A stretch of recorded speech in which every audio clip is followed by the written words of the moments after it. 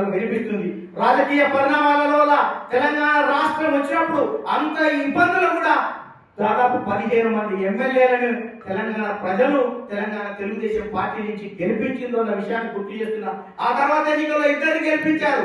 ఇప్పటికీ తెలంగాణ ప్రజల గుండెల తెలుగుదేశం పార్టీ ఉంది. బడుగు బలహీన వర్గాల పార్టీగా ఉంటుంది. ఇవాళ భవిష్యత్తులో కనుక ఈ పార్టీ అభివృద్ధి చెందితే ఇక్కడ ఉన్నటువంటి నాయకులే ఒక అద్భుతమైనటువంటి నాయకత్వాన్ని ఇస్తారు తప్ప ఇతర రాష్ట్రాలకి వచ్చి నాయకత్వాన్ని చేసే పరిస్థితి లేదు అని మీరు అందరూ కూడా గుర్తుపెట్టుకోవాలి. అందుకని ఇక్కడ ఎన్టీఆర్ ట్రస్ట్ మోడల్ స్కూల్ పెట్టినా, ఇక్కడ విద్యను అందిస్తున్నా, అనేక రకాలైనటువంటి కార్యక్రమాలు చేపడుతున్నా, తెలంగాణ ప్రజలకు ఎంతో ఉపయోగకరమైనటువంటి కార్యక్రమాలు చేస్తుంది. అన్ని రాజకీయ పార్టీల్లో ఇక్కడ శిక్షణ పొందిన వారు మీరందరూ కూడా ఒకసారి ఆలోచించండి. తెలుగుదేశం పార్టీ తెలంగాణ గడ్డ మీద ఖచ్చితంగా ఉండాలి అనేది ప్రజలు నిర్ణయిస్తున్నారు. ప్రజల హృదయాలలో ఉండాలి. ఏ వ్యక్తి అయినా నిన్న పార్టీ